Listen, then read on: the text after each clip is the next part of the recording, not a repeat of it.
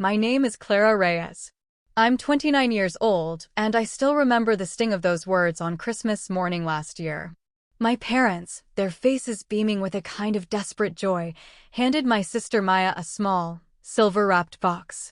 Inside was a key. When I asked, my voice barely a whisper, why she was getting an entire condominium, my father placed a heavy hand on my shoulder. "You have your own path, Clara," he said, his eyes pleading. "You'll understand someday."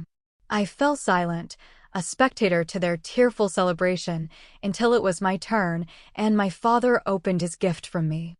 The joy vanished from his face, replaced by a pale, gut-wrenching shock. If you are reading this from a place of your own family's quiet complexities, I hope my story might offer a little light, a reminder that the deepest roots sometimes grow in the most broken ground.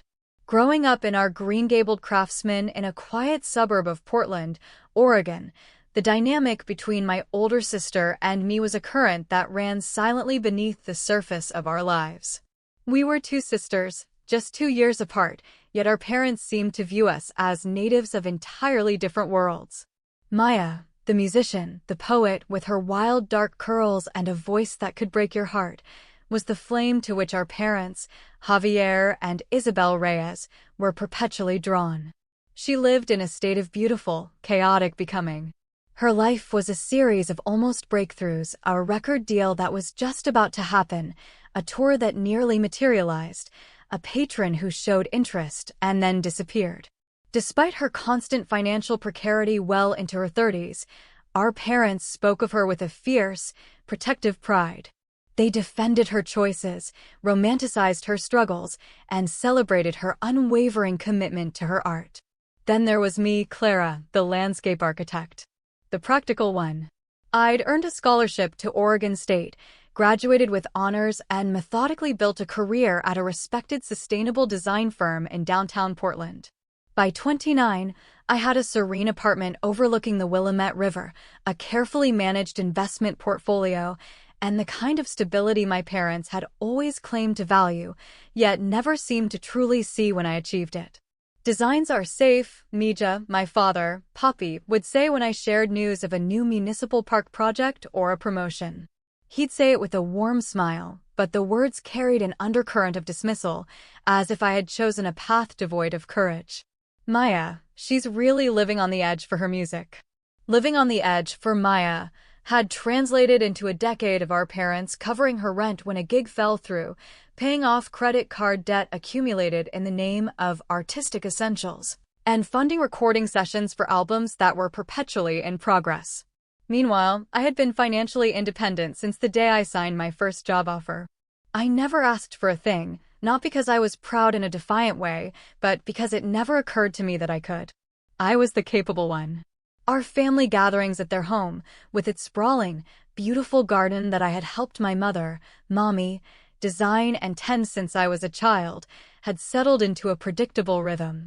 Maya would arrive late, swept in on a tide of some new crisis, a venue cancellation, a bandmate dispute, a wave of creative doubt. My parents would immediately form a protective circle around her, their voices a low murmur of solutions, offers of money, and endless emotional validation. I would sit on the worn floral sofa, sipping the strong coffee Poppy brewed, and wonder if my quiet presence registered as anything more than a fixed point in the room's geography. The previous Thanksgiving had been particularly sharp. I just landed a major contract for my firm, a green rooftop project for a new downtown high-rise that secured my position for the next 2 years. When I tried to share the news, Mommy had patted my hand, her attention already drifting. "That's wonderful, Clarita, but Maya is having a terrible time. Her landlord is selling her building, and she has to be out in 60 days. We need to help her figure it out." That evening, I overheard Poppy telling Maya not to worry, that they would find a solution for her, that they always took care of their family. I drove back to my quiet, orderly apartment that night, the city lights blurring through my unshed tears, and wondered why their definition of family in need of care never seemed to include me. Despite this, I loved them. I loved my parents' warmth, the way Poppy's hands, dusted with flour from their bakery, could be so gentle. I loved Maya's fierce passion, even when it felt like a storm I could never be a part of. I understood, on some level, that Maya's anxieties were real and deep, and my parents' protection was a shield they felt she desperately needed.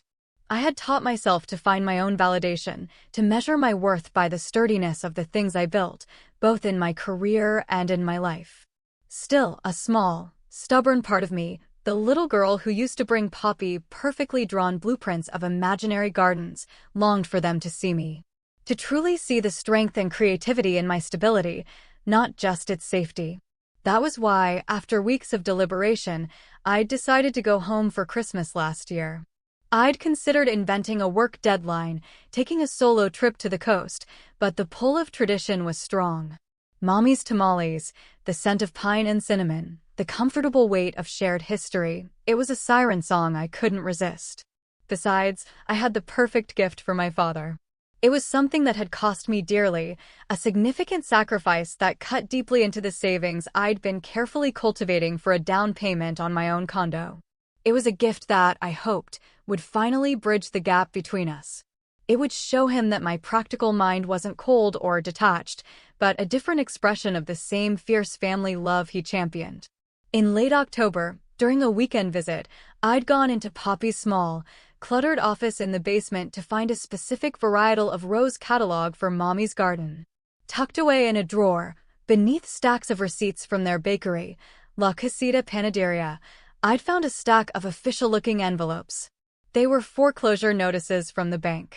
His business, the bakery he and Mommy had poured their lives into for 30 years, had been failing for some time. Our family home, the house where we'd measured our heights on a door frame and planted a tree for every milestone, was less than 3 months from being seized. My first instinct was to confront him, but I knew my father's pride.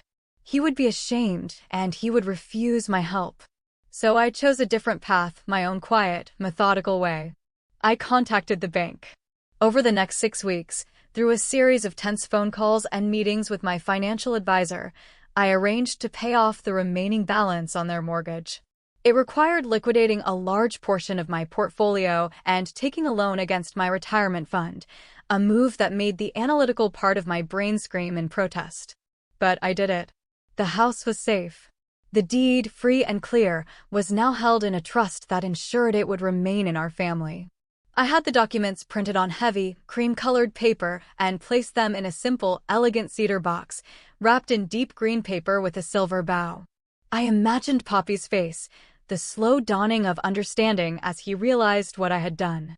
I imagined him seeing that his quiet, practical daughter had saved the very foundation of their world, without a word, without being asked. Maybe then he would understand that my brand of love wasn't less passionate, just less loud. As I packed my car on Christmas Eve, the persistent Oregon drizzle misting the air, I felt a fragile, fluttering hope in my chest. This Christmas would be different. This Christmas, I would finally be seen. The rain fell in a soft, steady rhythm as I pulled into the driveway of my childhood home. Through the condensation on the living room window, I could see the familiar, warm glow of the Christmas tree. Mommy still insisted on using the same motley collection of ornaments, fragile glass globes from her own childhood in Mexico, lopsided clay stars Maya and I had made in grade school, and a felt bird I'd stitched at age 10 that was missing an eye. I sat in my car for a moment, the engine off, just breathing. The cedar box containing my gift for Poppy was nestled carefully in my overnight bag. This year will be different, I told myself, a mantra against the familiar knot of anxiety tightening in my stomach. Maya's dented Subaru was already parked near the garage, a testament to her likely having arrived hours ago, unburdened by a full workday. I felt a familiar prickle of resentment, and then the equally familiar wave of guilt for feeling it. Mommy opened the door before I could even raise my hand to knock, pulling me into a hug that smelled of masa and cinnamon. Clarita. We were getting worried. The traffic must be awful. Just had to wrap up a few things at the office, I said, stomping the damp from my boots on the welcome mat. The house was a cocoon of warmth and festive cheer. Pine garlands were draped along the staircase, and candles flickered on the mantelpiece, their flames dancing. Maya emerged from the kitchen, a mug of Poppy's famous spiced hot chocolate in her hand. Her dark curls were pinned up messily, and she wore a brightly colored, hand-knitted sweater. She looked like a bohemian Christmas angel, and I felt suddenly drab in my sensible gray cashmere and dark jeans. "The architect has escaped the city," she teased, giving me a quick, one-armed hug. "I was just telling them about this incredible opportunity one have.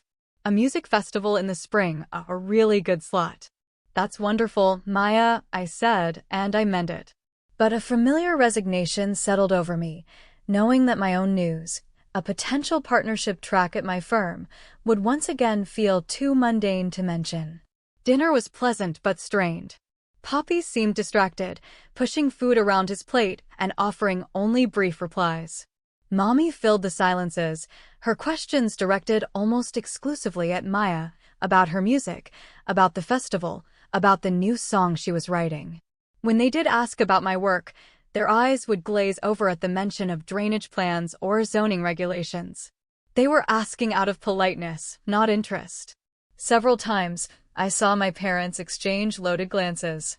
Once, I caught Mommy whispering to Maya when they thought I was refilling my water glass. A cold dread, familiar and heavy, began to pool in my stomach.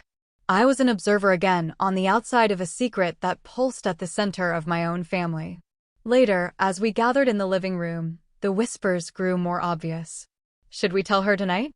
I heard Mommy murmur to Poppy as I returned from the restroom. "No, tomorrow," Poppy replied, his voice tense. "With everything else." Maya met my eyes as I re-entered the room and had the grace to look away, quickly changing the subject to ask about my apartment. I played along, describing the view of the Fremont Bridge at night, but my mind was racing. What were they hiding? Could it be about the foreclosure? Did they somehow know what I had done?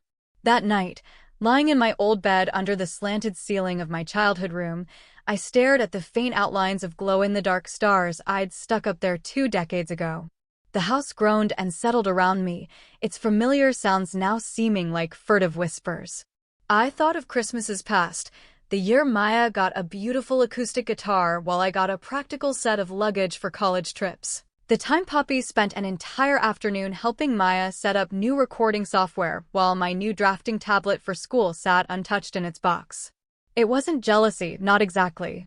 It was a deeper, more hollow ache, the feeling that my parents celebrated Maya's dreams but only tolerated my reality. It was as if by choosing a stable, well-lit path, I had somehow made myself less interesting, less worthy of their passionate investment. Morning arrived with the soft, gray light of a Pacific Northwest Christmas. For a fleeting moment, I felt a flicker of childhood excitement, but it was quickly extinguished by the weight of the previous night's secrets. I dressed with care in a deep green sweater and tailored trousers, putting on my makeup and styling my hair like armor. Downstairs, the rich aroma of coffee and cinnamon rolls filled the air. Maya was at the kitchen island in flannel pajama pants, looking both tired and giddy. Poppy stood by the window, staring out at the rain-slicked street, his shoulders hunched inside his worn bathrobe. "Merry Christmas," I said, my voice brighter than I felt. They all turned, a little startled, as if they'd forgotten I was there. "Merry Christmas, Mija," Mommy said, recovering quickly. "Coffee's ready." The morning rituals unfolded as they always did, but a frantic, nervous energy hummed beneath the surface. Poppy kept glancing at his watch. Maya couldn't stop smiling to herself.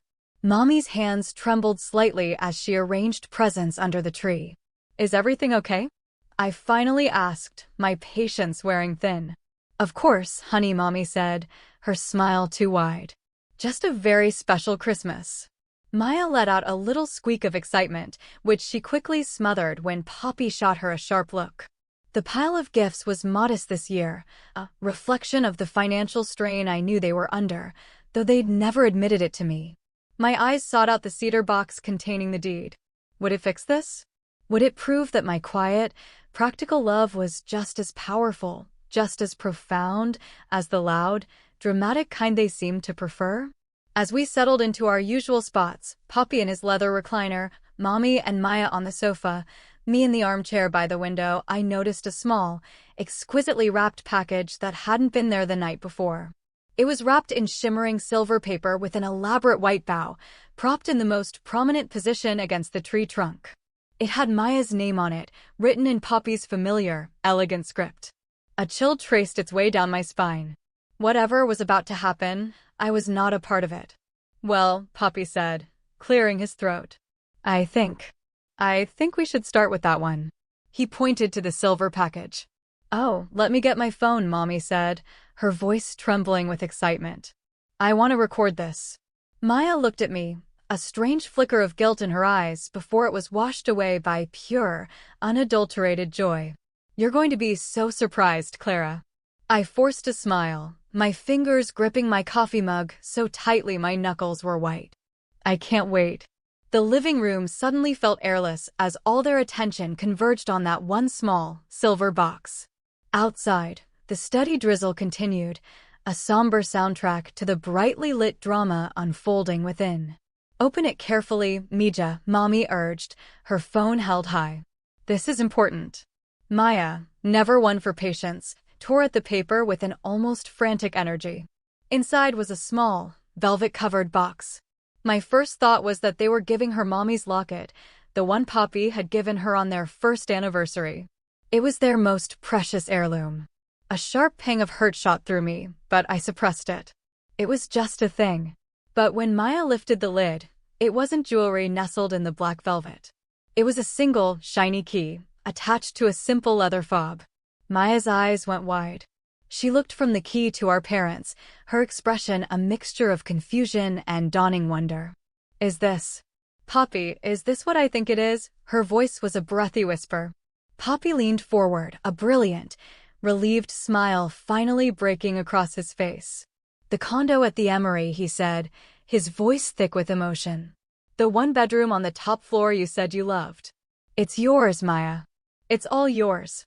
Mommy was openly weeping now, happy, gasping sobs, her phone still trained on Maya. We closed on Friday. It's all paid for, ready for you to move in. The room seemed to tilt on its axis. The Emery was a new, boutique condominium building in the trendy Alphabet District, a place where a small one-bedroom started at over $500,000. It was a sum so far beyond my parents' means, especially given what I knew, that it felt like a hallucination. Maya launched herself from the sofa, wrapping our parents in a fierce, tearful embrace. I don't understand. How? How could you possibly? Don't you worry about that, Poppy said, stroking her hair. We've been planning this for a very long time. You deserve a place to land, Maya. A real home, where you can create your music without worrying about landlords or roommates. I sat frozen in my armchair, the hot chocolate in my mug now ice cold. My sister, who had never held a steady job, was being gifted a luxury condo.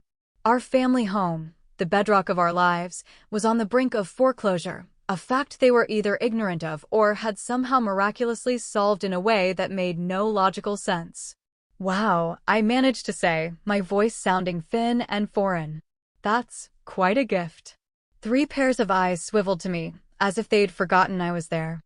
Maya's expression was clouded with a fleeting guilt, quickly replaced by delirious happiness. Mommy looked uneasy. Poppy's face was a mask of strained paternal benevolence. It's a big step, I continued, choosing my words carefully. How did you manage it? I thought things were tight with the bakery. It was the closest I could come to calling out the lie without revealing what I knew. A shadow passed over Poppy's face. Our finances are complex, Clara. There are things you don't know. Maya needed this stability. You have your wonderful apartment, your career, Mommy added quickly, her tone defensive. You're so self-sufficient. Maya needed a foundation. You'll understand someday, Poppy repeated the phrase, and this time it landed like a slap. When you have a family of your own, you learn that you have to make choices based on need. The implication hung in the air, thick and suffocating. Maya was the one in need. I was not. Maya deserved a miracle. I did not. Maya was the child they worried over, the one they would move heaven and earth for. I was the one they took for granted. I thought of the foreclosure notices in Poppy's desk. I thought of the enormous sum of money I had just transferred from my own accounts, Money that could have been the down payment on my own home. I thought of the years I had swallowed my hurt, rationalizing their behavior, telling myself it wasn't personal. Right, I said, my voice dangerously quiet. Of course. Maya was already lost in a fantasy of her new life, talking excitedly about where she would put her piano, the kind of curtains she wanted for the floor-to-ceiling windows, the housewarming party she would throw. Mommy and Poppy were swept up in it with her, suggesting furniture placement and paint colors. Poppy was explaining that the first 6 months of HOA fees were already paid. I sat in my armchair, invisible again, a ghost at my own family's Christmas celebration. The weight of the cedar box still under the tree felt like a block of ice in my stomach. What would they think when Poppy opened it? Would my grand gesture now seem petty or competitive in the face of theirs? When can I see it? Maya was asking, clutching the key as if it were a holy relic. We can drive over this afternoon, Poppy said. The electricity is on. We had it professionally cleaned. I can't believe you kept this a secret. Maya marveled. I couldn't stop myself. How long were you planning this? I asked, my voice flat. Mommy and Poppy exchanged a look. We started looking at options about 6 months ago, Mommy said. Right after Maya's landlord gave her the first notice. 6 months ago. Right around the time the first foreclosure warning had arrived. Right around the time Poppy had started looking exhausted on our weekly video calls, brushing off my questions with a curt, "Everything's fine, Mija." The numbers didn't add up. The timeline made no sense. It was all a chaotic, painful puzzle. Well, I said, taking a slow, deep breath to steady myself. It's an incredible gesture. We have a gift for you too, Clarita, Mommy said quickly, as if to placate a child. A beautiful set of Japanese gardening tools. The ones you admired in that catalog. Tools. Maya got a condo, and I got tools. The disparity was so vast, so ludicrous, it was almost comical. Thank you, I said, the words tasting like ash. That's very thoughtful. Maya was examining the key. There's something engraved on it, she said, squinting. Hogar Dulce Hogar, Poppy explained. Home sweet home. Because it's a new beginning for you, but you'll always be a part of our home. Our home, I thought, my gaze falling on the cedar box. The home that wouldn't exist in a few months if I hadn't intervened. The home they had apparently been willing to risk or sacrifice for this grand gesture. Should we open the rest of the gifts? I suggested, my voice tight. Yes, of course, Mommy said, visibly relieved. I went through the motions. I unwrapped the beautiful, handcrafted gardening tools and expressed my gratitude. I thanked them for the book on sustainable urban design and the wool scarf. I watched Maya open gift after gift of housewares for her new condo. And all the while, the simple cedar box, my gift to Poppy, sat there, a silent, ticking bomb. The longer it sat there, the more I dreaded the explosion. But a part of me, a part one hadn't known was so strong, also craved it. The desire for the truth, no matter how destructive, was becoming overwhelming. So I waited, making small talk about the rain, for the moment when the carefully constructed facade of our family would finally, irrevocably, crack. The living room floor was a sea of discarded wrapping paper. Mommy, in her customary way, was carefully folding the larger pieces and collecting the ribbons. Maya had started a list on her phone, a catalog of needs for her new life. Good towels, espresso machine, full-length mirror. Throughout this domestic scene, I felt a strange, chilling detachment, as if I were floating near the ceiling, watching actors in a play. Finally, only one gift was left. My gift to Poppy. The cedar box sat alone, its deep green paper a somber contrast to the festive chaos around it. Looks like there's one more, Mommy said, nodding toward the box. That one's for you, Javier. From Clara. Poppy, who had been looking up condo amenities on his phone with Maya, looked up, a flicker of surprise in his eyes. Oh, I thought we were done. He set his phone down and moved to the edge of his recliner. Must be something special from my practical daughter, he said. The tone was light, but his eyes were wary. Did he suspect? Was he afraid of what I might have discovered? It's nothing, really, I said, the words a reflex, a lifetime of downplaying my own contributions. Now, Clarita, don't be modest, Poppy said, reaching for the box.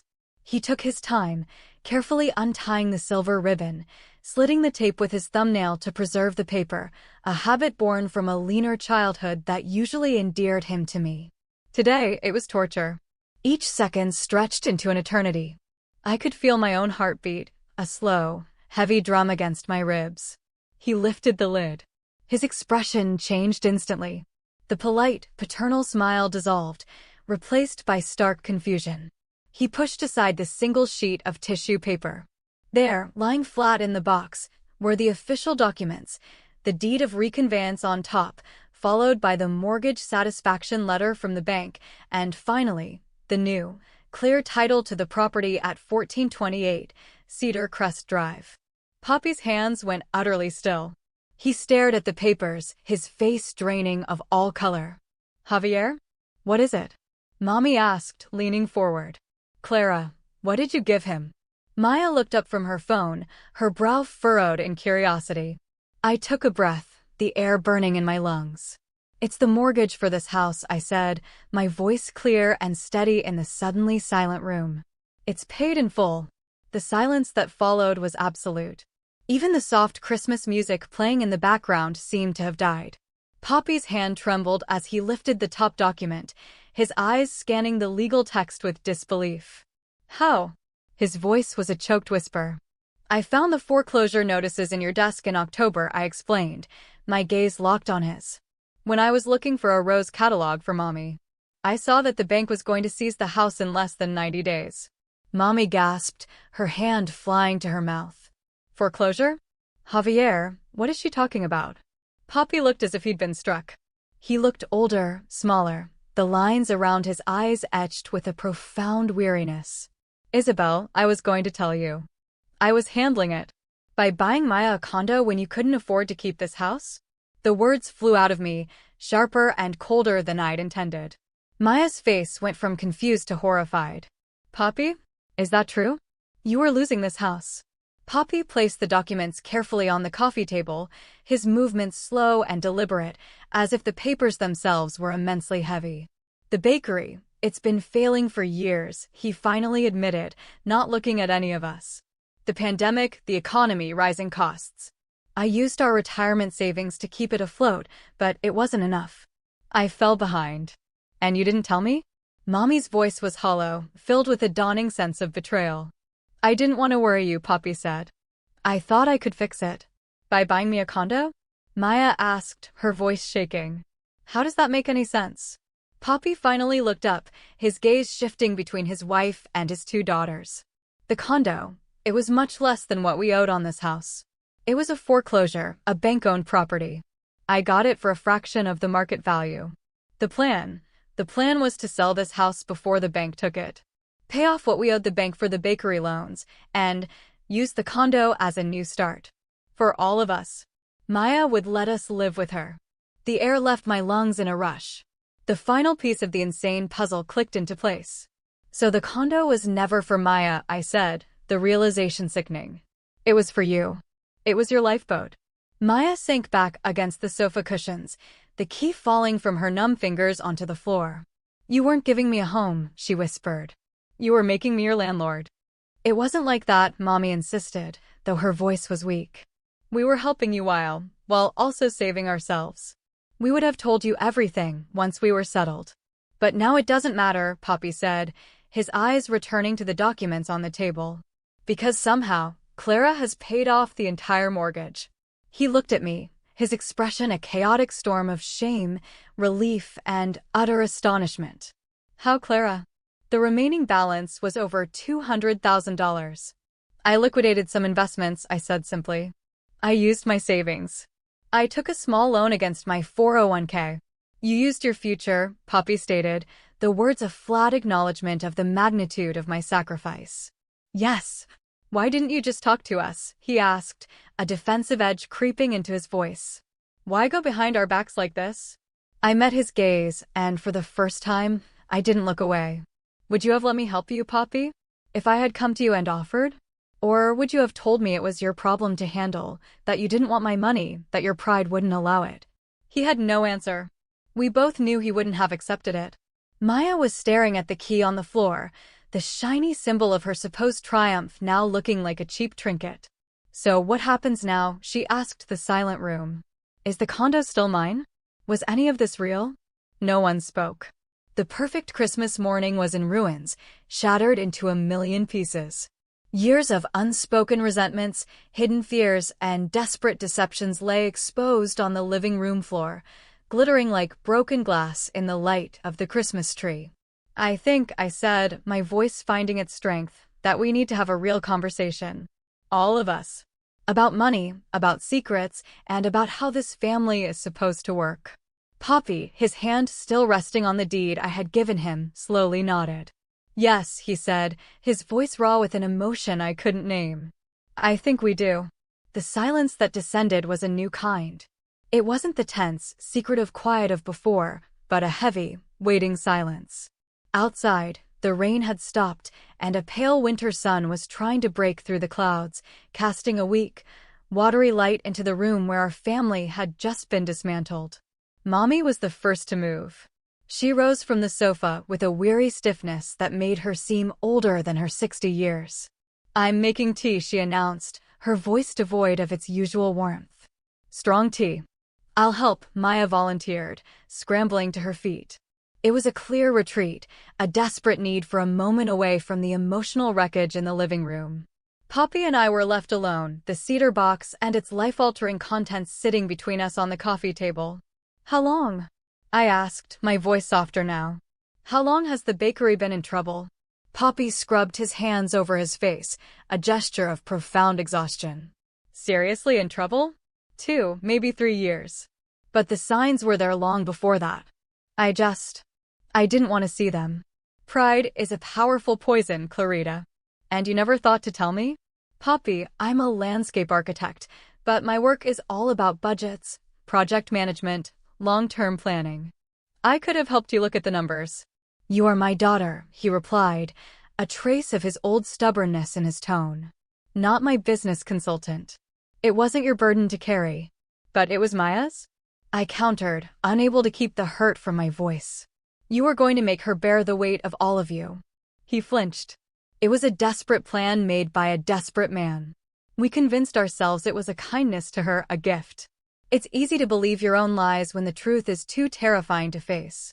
Before I could respond, Mommy and Maya returned, carrying a tray with 4 steaming mugs. No one reached for the plate of pan dulce that Mommy had also brought. "All right," Mommy said, her voice firm as she sat down, leaving a conspicuous foot of space between herself and Poppy on the sofa. "Let's put it all on the table. Javier, you first. Tell us everything."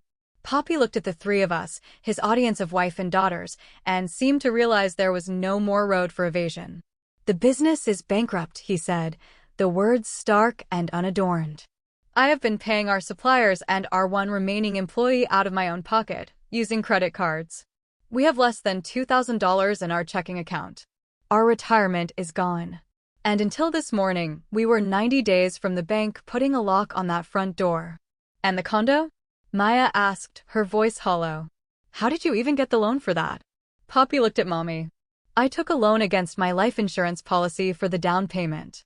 The mortgage on the condo is actually less than what we were paying here. I thought we could manage it." "So you were planning to default on this house? Move in with Maya and just, what? Hope for the best?" I pressed, needing to understand the full scope of the delusion. "Start over," Poppy said quietly. "Downsize.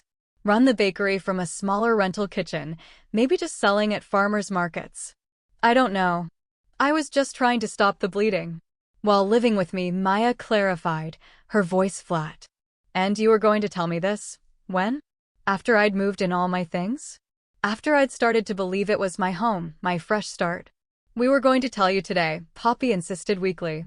"After the excitement. We thought it would soften the blow." "Soften the blow of being manipulated?" I murmured, unable to help myself. "That's not fair, Clara," Mommy said, her eyes flashing. "We were in crisis. We did what we thought we had to do to survive." "By lying? To everyone?" The question hung in the air. Mommy's shoulders slumped. "We didn't lie. We just omitted the full truth." She turned to me, a new thought occurring to her. "And what about you, Mommy? You run the front of the shop. You see the customers. Did you really know nothing about this? Mommy stared into her tea. I knew things were slow, she admitted. I knew Javier was worried all the time. But he handles the books. He always has. He kept telling me we were fine, that it was just a slow season. Her eyes met Poppy's. But I have not been honest either. Now it was Poppy's turn to look stunned. What are you talking about, Isabel? My headaches, she said, her voice dropping. They're not just headaches. They're severe vertigo spells. I've been seeing a neurologist for months. He thinks it might be Meniere's disease. What? When? How did I not know this? Poppy was incredulous. Mommy's laugh was brittle, devoid of humor. I scheduled my appointments when you were at the bakery. I paid the copays with cash from the tip jar so you wouldn't see them on the statements. I guess, she said, looking around the room, we have all been keeping secrets. Maya slammed her mug down on the coffee table. This is insane, she said, her voice rising with a hysterical edge. This whole family is built on secrets. Mommy is hiding a serious illness. Poppy is hiding financial ruin. The two of you conspire to use my life as your escape hatch. And Clara is acting like some kind of secret financial superhero, paying off mortgages behind everyone's back. I was trying to help. I said, stung. By being just as secretive as they were? Maya shot back. The words hit their mark because she was right. In my own way, I had perpetuated the family pattern of unilateral, secret actions. Why Clara? Poppy asked again, his voice softer this time. Why not just talk to me? I took a deep breath, searching for the most honest words I could find. Because for my entire life, you and Mommy have treated me like I'm invincible. I'm the capable one, the one who doesn't need help. You give me praise for my independence, but you give Maya your time, your worry, your help. Your active love. I knew if I came to you with this problem, your pride and my role as the stable daughter would have made it impossible for you to accept my help. Am I wrong? He couldn't meet my eyes. He just shook his head slowly. You have no idea what that's like, I continued, the dam of my restraint finally breaking. To constantly be the benchmark of success, while your sister is the constant project in need of saving. To have your biggest achievements met with a polite nod, while her smallest step forward is cause for a family celebration. That's not true, Mommy whispered, but her protest lacked conviction. It is, I said. And it's not fair to either of us. Maya, who had been staring at her hands, suddenly spoke. She's right, she said, her voice small but clear. You do treat us differently. You always have. My parents looked at her, startled. You act like Clara has it all figured out, like she doesn't need you, Maya went on, gaining momentum. Do you know how much pressure that puts on me? To be the one who always needs you? Sometimes it feels like the only way to get your full attention is to be on the verge of collapse. To be the struggling artist. This was a revelation. I had always assumed Maya reveled in her role, that she saw it as a sign of her specialness. That can't be true, Poppy said, looking shaken. It is, Maya insisted. And the truth is, I've been jealous of Clara for years. Jealous of her confidence, her apartment, the way she can just function in the world without falling apart. I felt like a complete failure next to her my entire adult life. I stared at my sister. You're jealous of me? When they bought you a condo. They don't favor me, Maya said, a tear tracing a path down her cheek. They worry about me. And that is not the same thing as respect. The room fell quiet again as we all absorbed this. Had we all been living in a story where each of us had misread our parts? Poppy cleared his throat, his voice thick. I think, your mother and I, we have made some very big mistakes, he said. We thought we were giving each of you what you needed. But maybe we were just trapping you in roles that have been hurting you both. And lying to each other, Mommy added, her hand finally finding Poppy's. All of us. So what now? Maya asked again, her gaze returning to the key on the floor.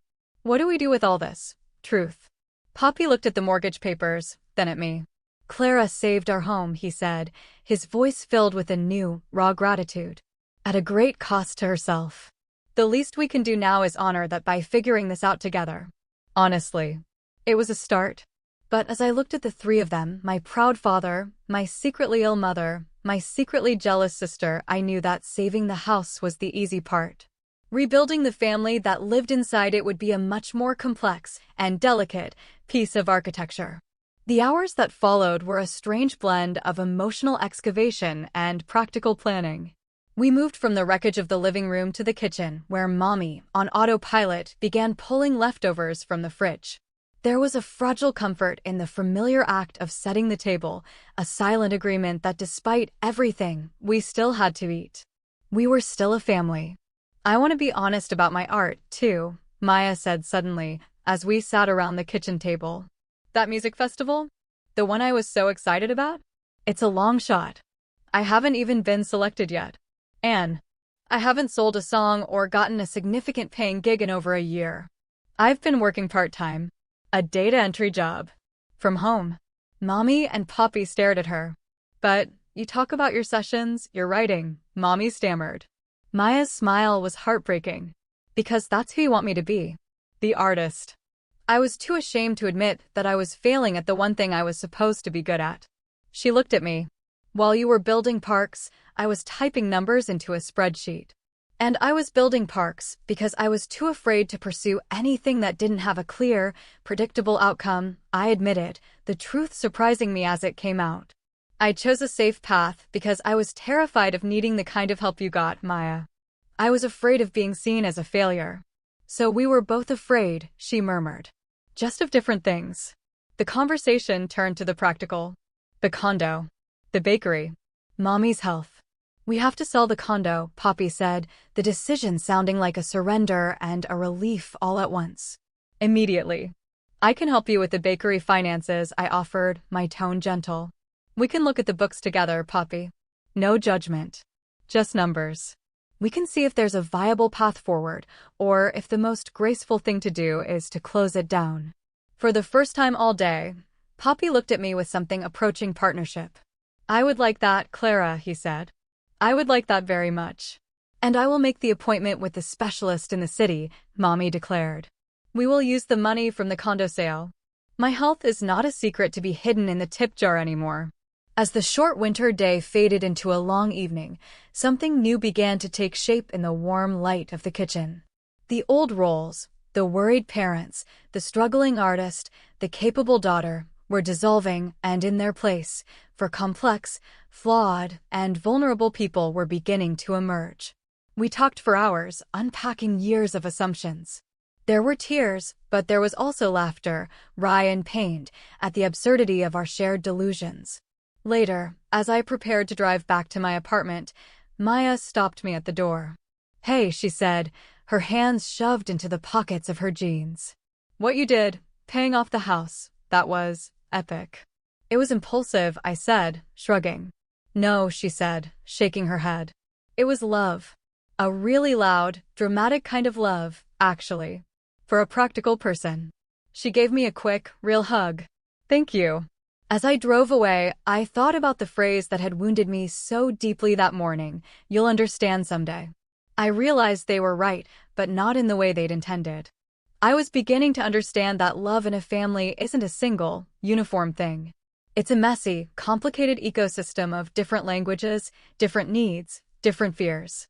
My parents' love for Maya was a loud, protective shield. Their love for me was a quiet, foundational trust. Both were real, and both had been, in their own ways, flawed and incomplete. My gift hadn't just paid off a mortgage, it had forced us all to become multilingual, to learn to speak and hear each other's hidden languages of love and fear. The road ahead was uncertain, but for the first time, it felt like a road we might actually walk together. 6 months later, we were gathered around that same kitchen table. It was a warm July evening, and the open windows let in the scent of Mommy's burgeoning rose garden and the sound of a neighbor mowing their lawn. The air in the house was different now, lighter, more breathable. Poppy, with my help, had made the difficult decision to close La Casita Panaderia. The closure was a public, honest process, not a shameful, secret failure. He'd found a new job managing the bakery department at a high-end local grocery store. The hours were regular, the paycheck was steady, and for the first time in years, he came home without the crushing weight of the world on his shoulders. Mommy's diagnosis had been confirmed, and with proper treatment, her vertigo was under control. She had taken over the finances for their household, a task she approached with a surprising and meticulous zeal. The condo had sold quickly in the hot Portland market. The proceeds had paid off the life insurance loan and the last of the bakery's debts and had established a modest but real retirement fund. And a family emergency fund, governed by a simple, one-page document we had all written and signed together. Maya was thriving. She'd quit the data entry job and, embracing her knack for organization, had found work as an administrator for a local arts nonprofit. She managed grants, organized events, and helped other artists navigate the practical world she had once found so daunting. She still wrote music, but now it was for herself, for the joy of it, not under the crushing pressure of it being her only identity. "I have some news," I said, as Poppy cleared our dinner plates. "I made partner at the firm." A genuine, unreserved cheer went up around the table. Mommy's eyes shone with tears, but this time they were of pure, uncomplicated pride. Poppy came over and kissed the top of my head. "That's our Clara," he said, and for the first time, the words didn't feel like a label, but a celebration. "And," I added, taking a sip of my wine, "I put an offer on a small house today. In the Laurelhist neighborhood. It has a yard with incredible southern exposure." Maya grinned at me across the table. "Does the architect need any help with the garden design?" "I might be able to find a spot for a consultant," I laughed. Later, as the fireflies began their nightly dance in the twilight, I sat on the back porch steps, looking at the home I had saved. But I knew it wasn't just me. We had all saved it, and each other, by finally having the courage to tear down the beautiful, treacherous facade and build something real in its place. My father had been wrong. I didn't have to wait until I had my own family to understand. I had to almost lose the one I had to finally see it clearly, in all its flawed, messy, and beautiful complexity. The most valuable gift that Christmas wasn't the paid-off mortgage. It was the painful, liberating truth that had allowed us to begin again. I hope this story resonates with those who have navigated the quiet, intricate currents of family, where love and expectation can become tangled. Remember that it's never too late to redraw the blueprints, to speak the truths that ache to be heard. If my story has touched you, I invite you to reflect on your own. Difficult conversations can be the foundation upon which we build our strongest, most honest homes. Thank you for walking this part of the path with me. May your own stories find their way to healing and new beginnings.